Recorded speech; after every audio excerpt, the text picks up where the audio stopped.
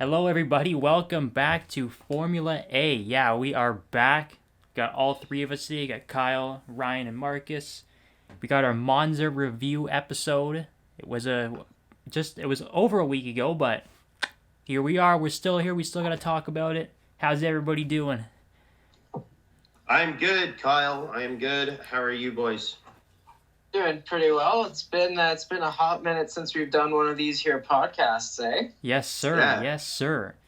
And I mean, So, a lot's happened. A lot's happened. So we got some stuff to go over.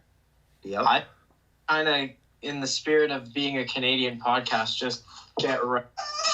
Yeah. Okay, that would be my puppy Ricky. There we Thank go. you, and apologies to everybody. He is in a very playful mood today. None of that right now. After. Okay, moving on. That's the work from home life. So, Monza, not the most eventful thing we've ever seen, to be honest. More max domination and a Ferrari victory that did not happen. So what is there even to talk about anymore with this? It seems like the same broken record every race. Yeah, well, a huge talking point was the fact that we had a safety car ending. Well, that is big. That's the big controversy, actually. We haven't had that in a long time, like ending under a safety car. Mm-hmm. So, yeah, I guess let's just jump right to it because, again, it wasn't a ton in the actual race, but that was big. Do you guys think they should have ended under the safety car, or do you think they could have red flagged that and done a restart? I think they should have red flagged, but I also have a little bit of an opinion on that. I think if there is less than 10 laps left or less than 5 laps left when a safety car happens, they should add kind of like stoppage time in soccer. Ooh. Right? So say there's, 5 laps left and the safety car hits, for the last maybe 10 laps of the race, the safety car laps are null and void. Right? So any lap under the safety car doesn't count as a lap and it gets added on to the end of the race, or the lap counter stops for the period of the safety car. Whoa. I like that. I like it a lot. That's a good idea. Yeah, because I'm all in on that. I got nothing to add. wow, yeah, because I was totally backing the red flag it. To my opinion, sort of like your opinion, Marcus, was that if there was a certain amount of laps left, like less than 10 or whatever, just red flag it and fix it and get back to racing. But I really like that idea of the stoppage time. That's a very good idea. So basically anything the FIA doesn't do is a good idea, pretty much. Because Yeah. I think they royally screwed it up big time. And The one thing I like is how everyone on the internet now is saying, well, that's how Abu Dhabi should have happened. Which I get it. That is the regulation, but can we get over it and move on?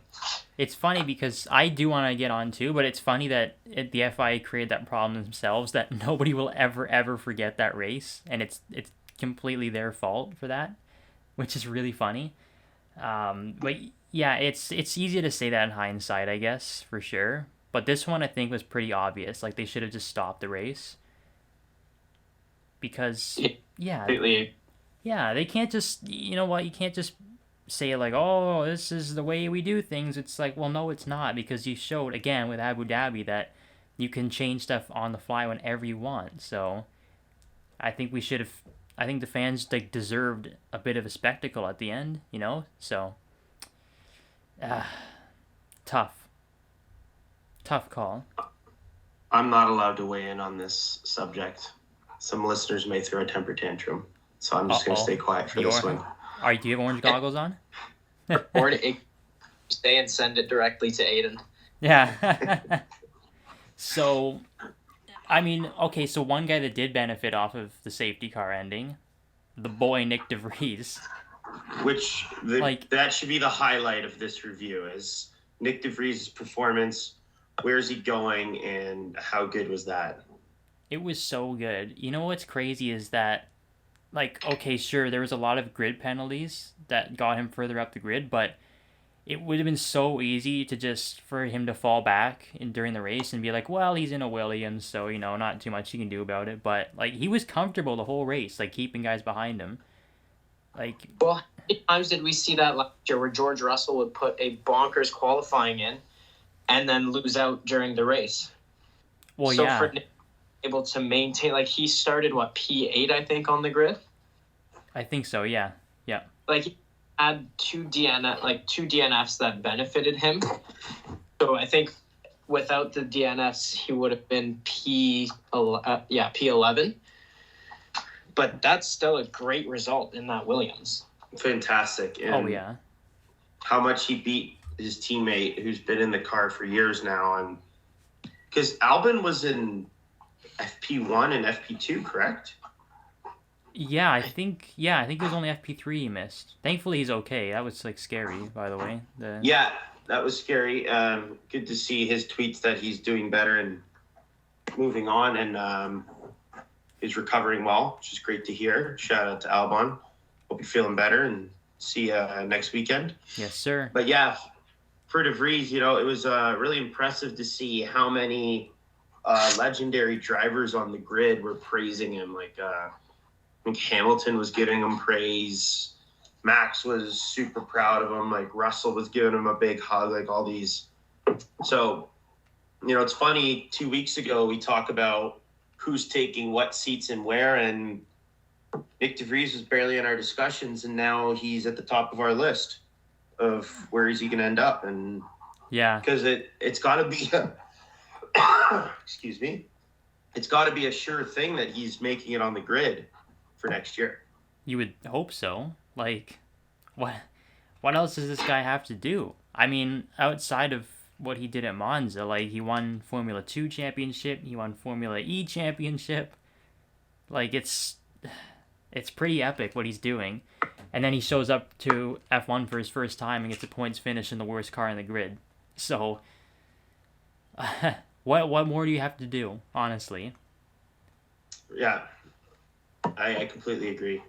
And yeah, I think him and Albon would be a really good pairing because of course it was actually just announced this morning that Latifi is officially out at Williams for next year. Yep.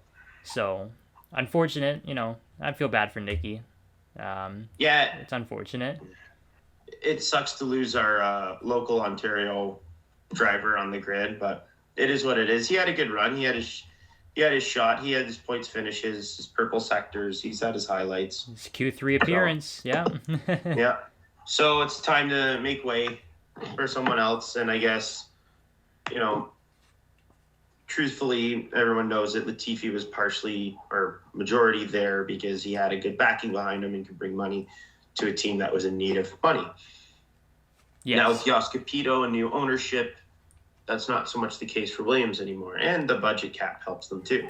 So now they can focus on putting good drivers, or shouldn't say better drivers in their car. And yeah, it's the way the cookie crumbles. So Yeah. no more Latifi.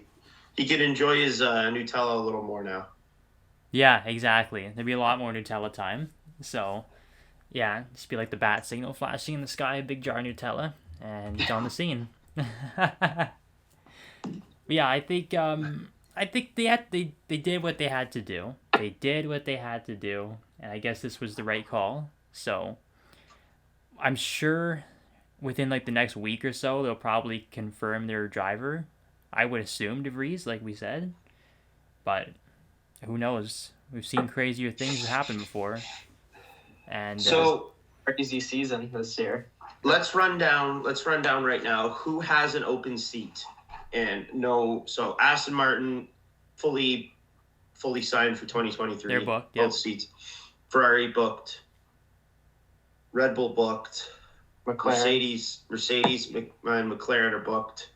So that leaves, you have Alpine. Is it official? No one's signed yet, right? It's not official yet. nobody. Ocon's driving two So- cars. Yeah. There could be the slightest chance. Do you think De Vries could go to Alpine? Do you think there's any? They could poach him. I- Yeah. Because if you're De Vries, and you're looking at just purely statistics, like that's the highest placed grid team at the moment. Yes. Out of all your options. Yeah. So there'd be that greedy side of me that would be very interested in Alpine. Now, there is definitely tons of hints that there is some toxicity in that team, so it'd make me second guess it. But yeah, that could be a really good spot for him. I think that'd be really good for him. And I mean, there's no past history with Esteban Ocon that I'm aware of that would make them hate each other, like with Gasly. So now, also correct me if I'm wrong. Toto Wolff is Nick De Vries' manager, correct? Yes. And Toto Wolff was also Esteban Ocon's manager. Yes. Or at least oversaw him as a backup driver. Yeah, I believe so. Yeah. So maybe Toto can help Nick De Vries the same way he helped Ocon get into that team. Could be possible. It's happened once before, then it's definitely likely it could happen again. It's definitely, yeah, you know what? It is possible. That would be funny, actually, if two of Toto Wolff's boys were the driver pairing at Alpine. I mean, if I was Alpine, I'd probably go for that over Gasly, to be honest. Yeah, you're definitely really like it's that not confident. It's not against like Gasly's performance. We know he's a good driver. It's more that I think De Vries and Ocon would just work better together. And it's not like you're like having like any real downgrade, I think, in performance if you take De Vries instead. But I think you might have a better chance to grow the team. Well, it's known that Gasly and Ocon do not get along, correct? Like it's a known. Yeah. So with that being said, if you want harmony in your team, then yeah, maybe Nick De Vries is a better pick. Yeah. So solely for that reason. Yeah. I mean, I think Marcus was going to chime in there for a second. Fully agree with that. Yeah, it just, I don't know. If I was just thinking logical and I don't want my two guys to strangle each other, like Homer and Bart Simpson, then I think it would be a good decision to bring in De Vries, personally. As long as Mercedes and Toto are willing to let him do that, then why not? But yeah, I think that would be a very good idea over Gasly. That's my 2 cents. And it sounds like, generally speaking, we're in agreement on that, maybe? Yeah. Yeah? Yeah, I definitely agree with that. Wicked. That's pretty rare, actually, all three of us. Soak it up while it's here. Yeah, so that's an interesting one. This has been one of the better, like, silly seasons of past memory. There's been so much. Like every week we have some news going on about it. It's so cool. To that point, do you guys want to move to another team that is open for a driver? Haas, yeah. What's going on there? What do we think? Because that one to me is even more intriguing than the Williams. I have no idea what's going on at Haas. So, as I think Ryan's getting bombarded by the dog again. So, I don't know. I mean, Marcus, if you were Gunther, like, who's your guy? Who is your guy to partner Magnussen? Oh, jeez, that's a tough one. It is a tough one. Like, I don't even know. Jesus, I don't even know. There's just so many pieces that have to fall into place. And it's sort of like, because if it ends up being what we just said with if De Vries swooped in and took Alpine, then I don't think Gasly would leave AlphaTauri, right? Yeah. So he's not going to Haas. It sounds like Mick might be out, but then it's like, who the hell replaces him? That's like there's so many moving parts. It's really, really tough to get a read on things, to be honest. Yeah. So what do you guys think of Mick? Like, put aside his last name in the... So everyone's got a little bit of a biased love towards Mick, and I'm one of those people too. Do you think his performance warrants his exit of F1 if he were to? It's tough to. It's really tough to say, honestly. Like, I don't think he's been as good as people thought he was going to be. And again, I do feel a little bad for him because I think the expectations were too high because of, again, like you said, the last name. So, that's hard. I do think he's underperformed a little bit though. I'm fully in agreement with Kyle. I think he's underperformed a fair amount. And I think he's got such a high expectation because of his last name, and maybe that's kind of been his Achilles heel as well. Yeah, totally. I definitely agree with that. I think it's weighing on him. So I agree as well with all of those points, but I don't think it's enough to warrant him dropping out. Not just yet. Yeah, so like just the backstory. I think we've talked about this before, but like he's no longer part of the Ferrari Academy, and I mean, Ferrari have their own set of problems right now. Of course, they dropped the ball again in Monza and got the strategy wrong, but whatever. So they clearly don't have strategy. Oh, doesn't sound Ferrari. Was the strategy really that bad in Monza, or were they just behind in pace? Genuinely, they were definitely behind in pace. I just think I'm just trying to remember back to when they did their pit stop. It didn't really seem to make sense. Again, there's the timing and everything. I know we kind of veered off a little bit here, but it just reminded me of because of Mick and the whole Ferrari connection. I just think they can't time anything right. Even when it looks like they get the strategy right, or right to their standards, something goes wrong. Like either the timing's off or whatever. But I like that one, right to their standard. Yeah. It's like, well, yeah, it has to be to their standard. I mean, like everybody else seems to, everyone has bad races here and there, but they're every single weekend. So I have to lower my expectations for them a little bit. And yeah, so that's tough one. And to the original point, it's like I guess Ferrari, aside from their strategy problems and their internal problems, they didn't see that like Mick was like the savior, the answer to all of their problems. So that is a huge door closed for Mick. And it's like, where does he like go from there? Could he go to AlphaTauri? Is that even possible? I don't even know. Like, because then it's it is possible, but is the Red Bull organization interested in him? That's the next question. Well, that's the thing. They wouldn't put him in there unless they think he could eventually get into Red Bull, and it's like, do we really think he could do that? I don't think so. I think he's good for a midfield team, maybe, but to be on one of the top contending teams, I don't know if it's there, personally. I agree. Like I've said it before on this podcast, so I've got no problem saying it again. I think one of Mick's biggest selling features is the name. Yeah. From a marketing perspective, he's a great driver to have, but I don't really think Mick is going to be... I think if he makes it to like a midfield team or upper midfield team, he might get a podium or something, but I don't think... Yeah.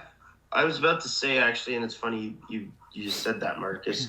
I could see him being like a midfield, like a almost Nico Hulkenberg, Kevin Magnussen style career. Like, still a very respectable, good driver, but he's not going to be a top team, make the highlights every weekend, blow everybody out of the water kind of driver. Yeah.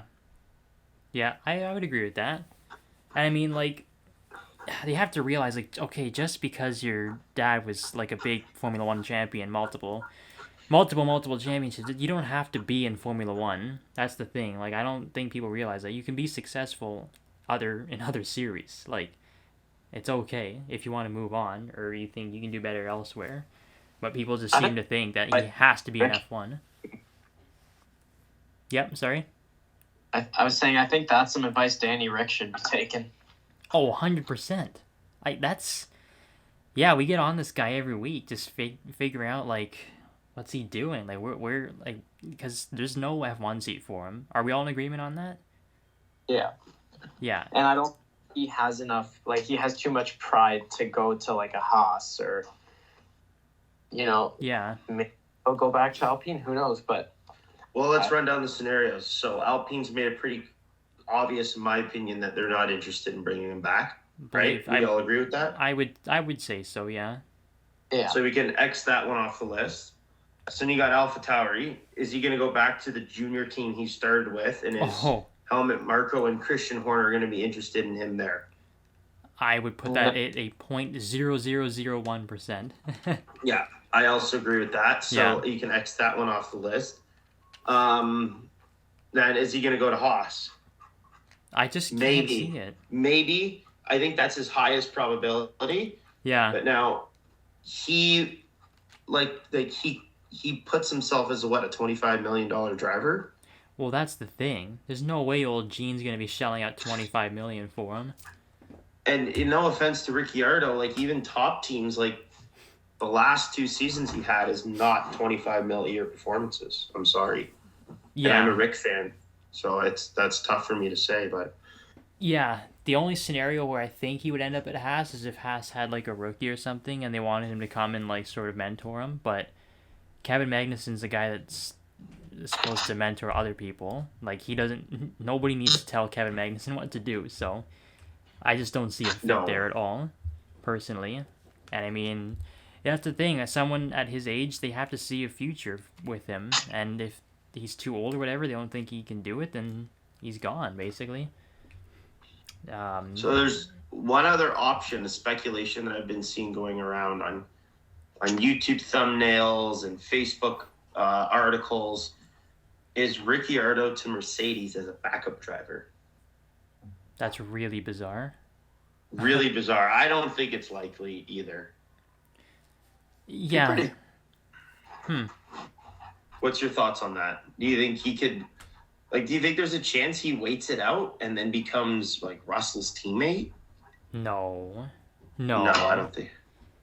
No, I think once Hamilton retires, that Mercedes seat belongs. They've got juniors coming up and everything, and like it could very well go to Lando too. So that second Mercedes seat.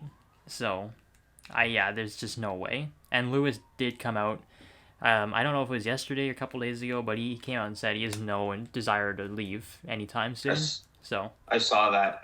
He's hungrier than ever. I love Mercedes and what the 8th title means to him, which some may find this funny or surprising, that I would hate to see him retire. So I am excited to see him hungry to stay on the grid.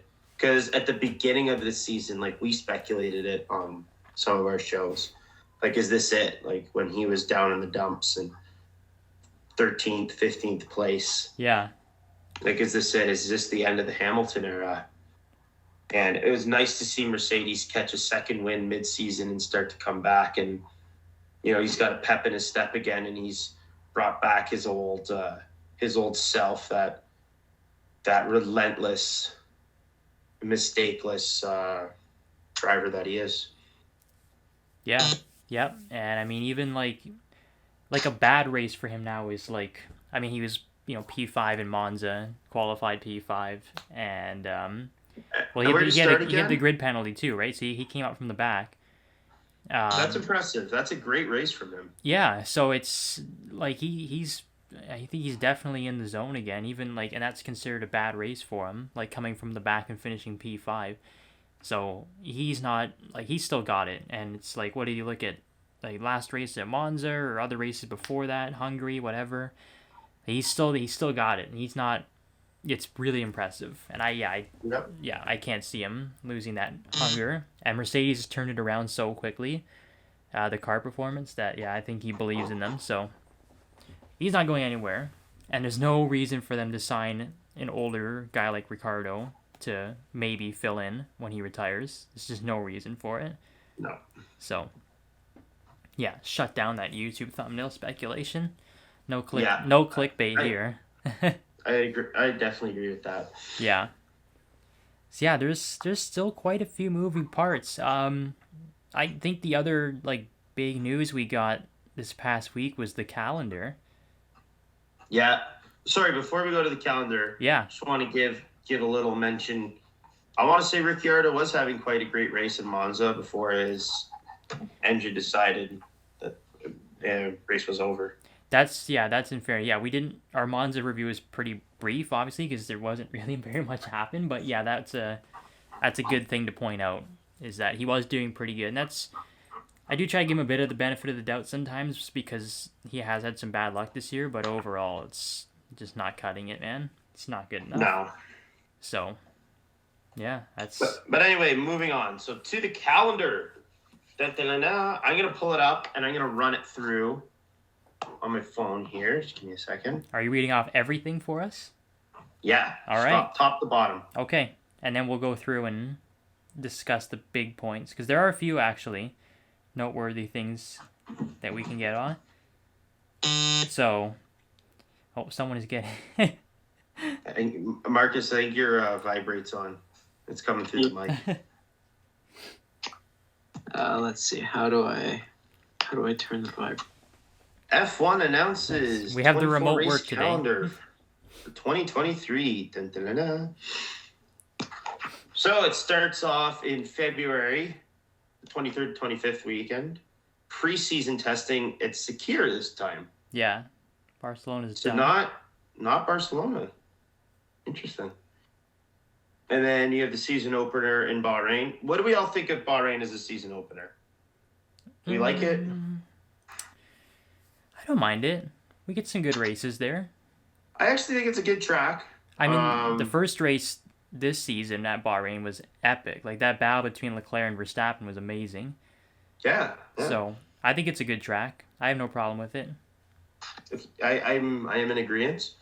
And then we have 2 weeks later, March 19th, Saudi Arabia, Jeddah. Mm-hmm. You know what? If you ignore the politics side of Saudi Arabia and you look at it strictly from a racing spectacle, I like the Jeddah circuit. It is crazy to watch. I'm not a fan of it on the perspective of driver safety, but as an entertainment spectacle, that's an insane track.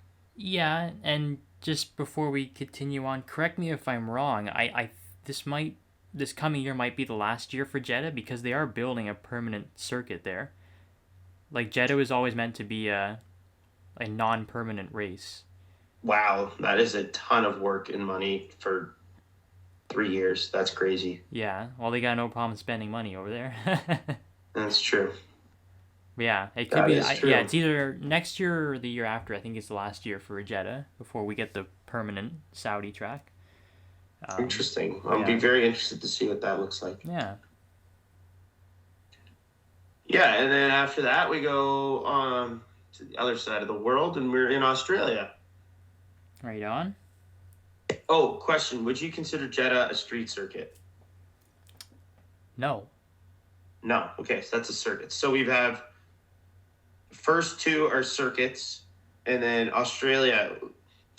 It seems like it's a bit of a debate. Is that a street circuit or is that a track? A hybrid. It is a hybrid. I would agree with that. It's like Montreal. Same kind of deal. It's a park, right? So, but like parts of the track are there all year round. Yep. So, yeah, I say it's a hybrid. So we got China. I think one of the most underrated tracks on the calendar, personally. I'll get back to that one, actually. Then we have Azerbaijan, Miami. Not a fan at all. Yeah, not a fan of Miami. Yeah. I back that. I'm from a selfish standpoint, I'm all about bringing more racing into North America, where I can delusionally think I will have the chance to go to them, which I can definitely not afford Miami, but I like to think I can sometimes. But after watching the first year, what a snooze fest. Anyway, moving on, Imola, Mhm. Love the old school, the track. Yep. Monaco, it's a staple to F1, whether you like it or you don't. I think it should be there. Yes. Barcelona follows. Canada, we're going to be extremely biased. We Let's can never go. drop Canada. Let's go. Yep. Yep, I'll agree. Austria, it's definitely not going anywhere as long as Red Bull is in the sport, in my opinion. Mm-hmm. Silverstone, home of F1, that's not going anywhere. Hungary, which is, I don't know, how does everyone feel about the Hungary track? It's like bigger Monaco. Ooh, spicy. Yeah, it's definitely hard to overtake. It's definitely hard. I'm mixed feelings about it. Don't love it, don't hate it. It's definitely sort of an in-betweener kind of thing. But Then we have Spa. Mhm. I feel I'll never leave the calendar. no argument Spa, there. I feel the same way as Monaco. Like, I don't Spa, Monaco, Silverstone, and Monza. I don't care what anyone says. Those 4 deserve to be on it forever. Absolutely. That's my personal opinion. Then we have Zandvoort Mhm. being track, but being a Max fan and Orange Army and whatnot. It's a boring race and their pit lane sucks. Yes. In my opinion. Yes. So then we have Monza. We talked about Monza. We know how we feel about that. Singapore. I like Singapore. Me too.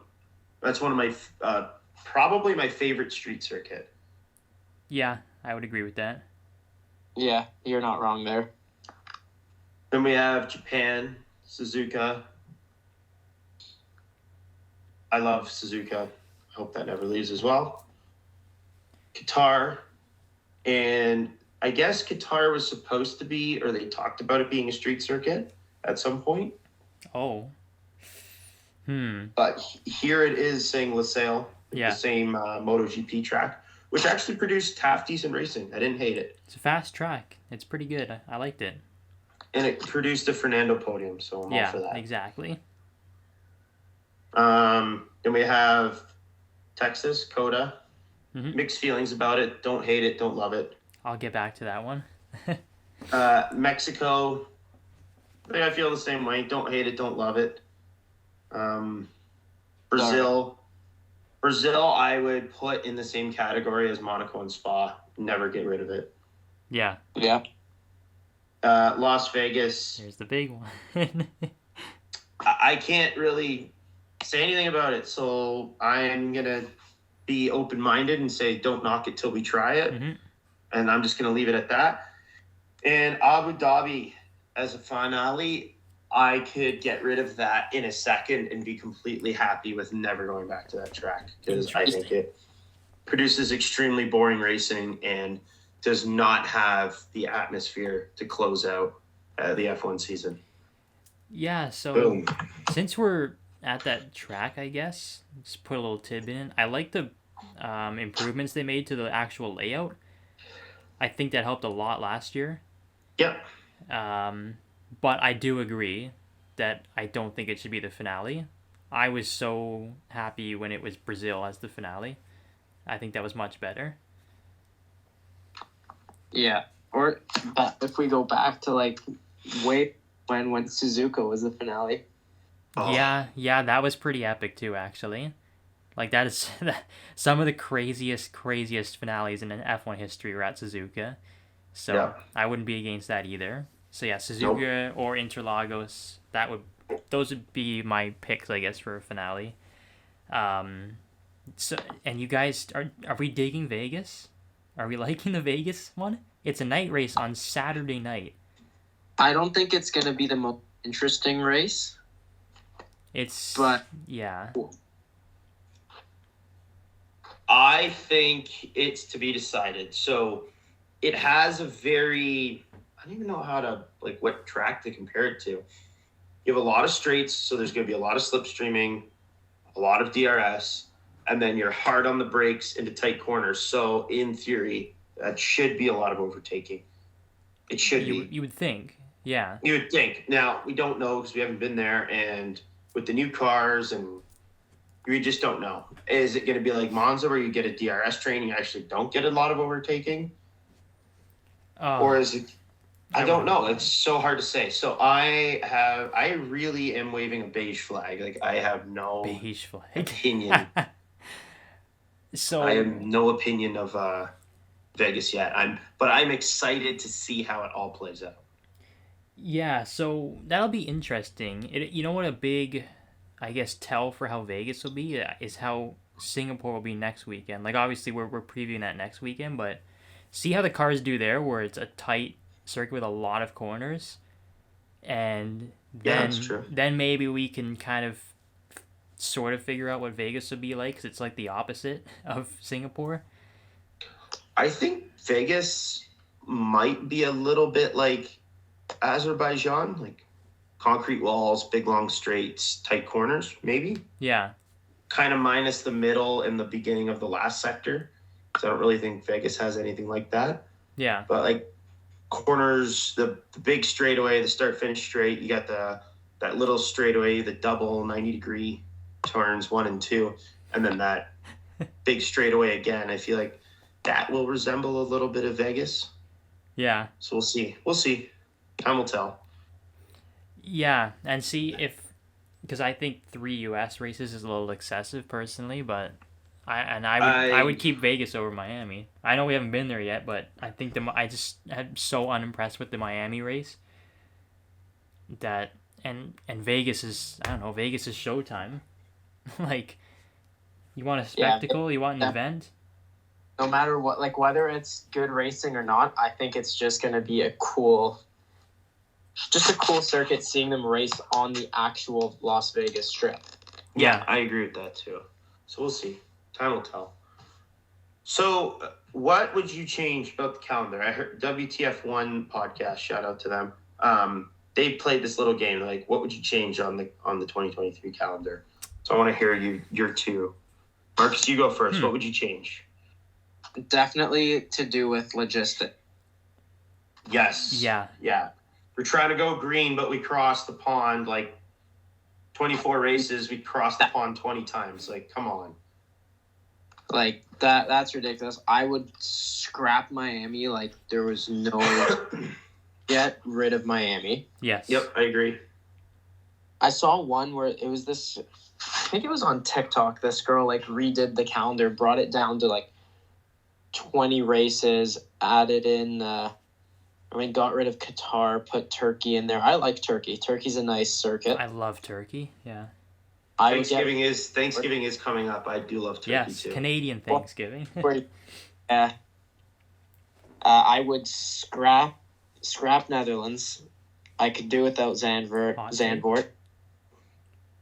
I'm not a fan of Abu Dhabi, to be completely honest with you.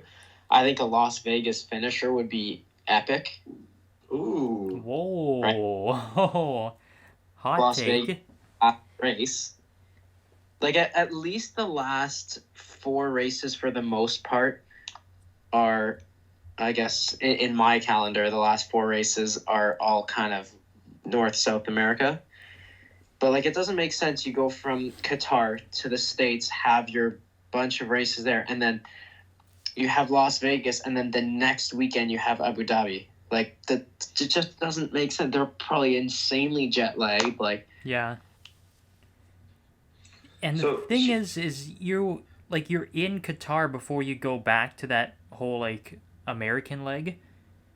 Why don't you could easily just do Abu Dhabi right after Qatar and then finish in America, and then and actually you can finish in Brazil. It's perfect. We just talked about that. Yeah. So yeah, I think that's a great idea. But the only thing is, I guarantee you guys, Yas Marina is shelling out a stupid amount of money to make themselves the finale. Well, why do you think we have so many Middle Eastern races? We've got Qatar, Abu Dhabi, Saudi Arabia, Bahrain.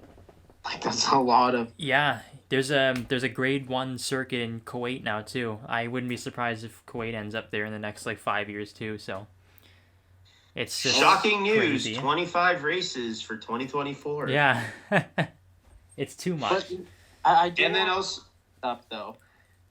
we did say that how many races is too much. Do we think if it goes past 25 races, we're going to start to lose drivers?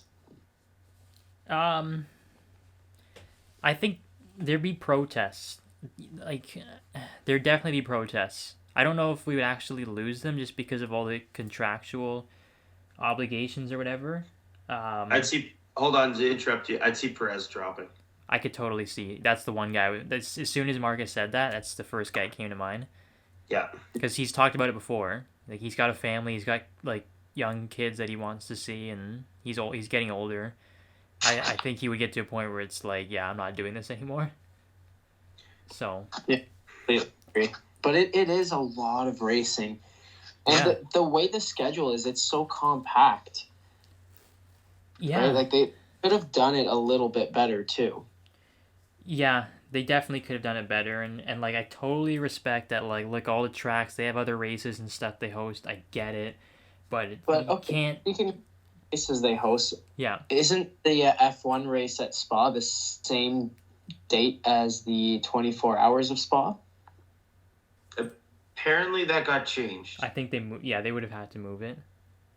Okay, because I did see something where there was a little bit of a conflict there. Yeah. The whole 24-hour thing, Marcus, wouldn't work. I don't know if you... Like, that's a full day. I don't know if you knew that. Yeah. Yeah.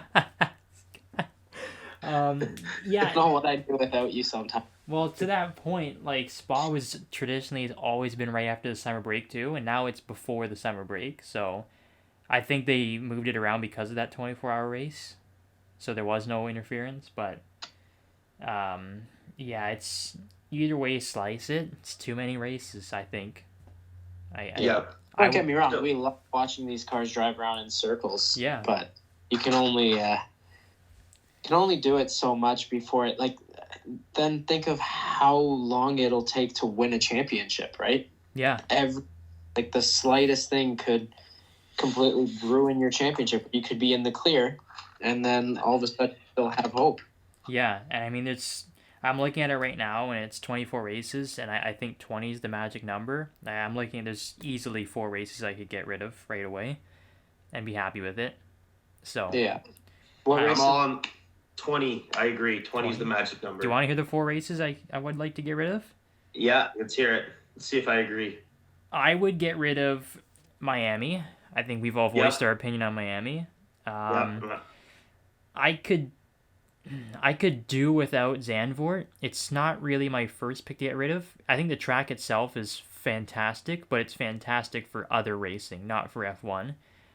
I could do without Jeddah personally. With all the other tracks in the Middle East we have, I think there's just better tracks there that we already go to. I could do, what is that? That's 3 now. Yeah. And then I could do without China, to be honest. I've never been too amazed by that track. I know Ryan said it's underrated, and I would like to hear his thoughts on that. I could do without it. I've never been too impressed by that track. And to be honest, the situation, like the political stuff, is so fluid with China. They were on the calendar last year, and they got dumped very quickly because there were so many political issues and just requirements getting in and out. So that it might not even be there, to be honest, at the start of next year. But we'll see. But that's my 4. I heard WTF1 make a joke that only Zhou Guanyu will be allowed in, and he'll automatically get P1. Just get the win. Yes. The Grand Slam. But yeah, okay, so if we're not factoring politics, solely looking at tracks, I would drop... This is a bit of a hot take. I would drop Monaco. Ooh. Again, the not looking at nostalgic, not looking at history. I drop Monaco. Okay. I would drop Jeddah, Miami, and what would be my 4th? I'd probably drop Qatar because they're not going to stay at Losail. That is their plan. They are building, I believe, a street circuit or another circuit. Oh. And if it is another street circuit, I'm just not interested in that. Yeah. And see, I kind of liked Losail, but at the same time, it's quite similar to Bahrain. Very similar to Bahrain. So, And I really like Bahrain, so we don't need two. yeah, I would definitely keep, because Bahrain's been around for almost like 20 years now. I think like it's starting to get historically significant. So, yeah, if we had to choose between the two, I'd keep Bahrain as well over Qatar. So, yeah. Sorry. Good picks. Do you have one I'm more? gonna switch out Monaco for Abu Dhabi. Okay. Okay, that's fair. Monaco gets to stay by a slim factor. We all cut Miami then. That's the general consensus, right? Yeah. I think we all cut Miami and Abu Dhabi too. I left Abu Dhabi actually. I actually don't mind Abu Dhabi. I just don't like it as a season finale. So when you look at the calendar, if you were to stay 24 races, I would switch Miami and Abu Dhabi. Because Miami, you're in Azerbaijan, and then you go to Miami and you fly back to Italy. So why don't you just go from Baku to Abu Dhabi, which is close, and then just go to Italy, which is way closer. Yeah, Miami would be so easy to get rid of. Just do a magic trick and make it disappear.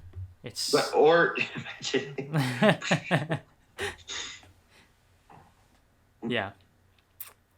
And I don't think we're the only ones that feel this way. Like, from what I remember, even the fan response was that Miami just wasn't a good track. Even for spectators, like, it was impossible to navigate. And remember, we had Sam on the podcast, and even she said, like, she barely watched the race and she was there.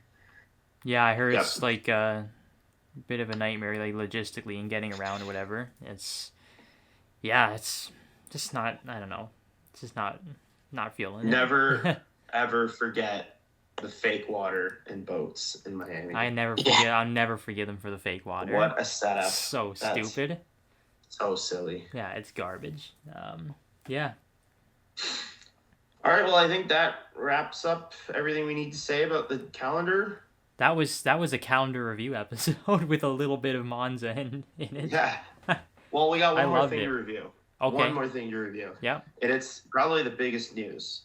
We have a new record in Formula A, and it's Marcus landing a top 3 perfect prediction.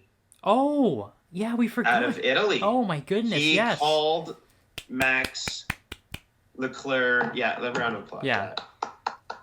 Leclerc and Russell, and that jumps Marcus to 85 points, now trailing me by only 15 points. That's huge. Hey, I'll take it. Yeah, I will take it.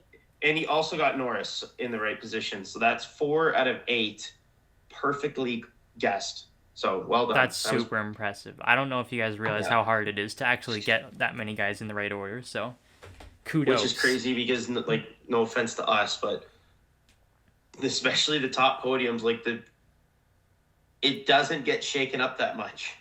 Or really ever. It's the same 3 teams, and it's still extremely hard to guess. It's just hard to predict the order. Yeah, that's how the cookie crumbles. Marcus crumbled that cookie. You know it's going to be Ferrari, Mercedes, and Red Bull. You just don't know who's going to finish where, who's going to butcher. Well, we know Ferrari's going to butcher the strategy, but yeah, that's a given. Sometimes maybe good, sometimes maybe beep. Yeah. Well, we'll see. We got Singapore next weekend. We'll tee that up in the next ep and see see what happens under the lights. Yeah, who knows? Put it on full from the garage. Yeah. Speaking of teeing that up, this is a little segue. Back to, like, Abu Dhabi. This is completely off topic now, but when you're saying that the Saudis have no problem spending money. Yeah. If anyone here is a golf fan and a listener, the Live. Live Golf. So it just came to my mind that like these guys will not back down from a financial fight. No, never. So yeah, we'll see. Like, Kuwait on the grid, very likely. Calling it. That's a Formula A prediction right there. We're calling it. There you go. Yeah. Never forget the double points prediction for Aston Martin out of the gate, first episode. Yeah. Or it was like the 3rd episode. First one. Yeah, Yeah. never forget. Yeah. All right, boys. Did we do it? Did we hit the 1 hour mark? Or are we close? That was a 50-minute episode, everybody. We did good. That's good. Yeah. I hope That's pretty everybody good. enjoyed it. And yeah, I guess we'll talk to you guys next week before Singapore. We'll chat then. See you, All everybody. right, everybody. Stay blessed. Stay blessed. Hashtag.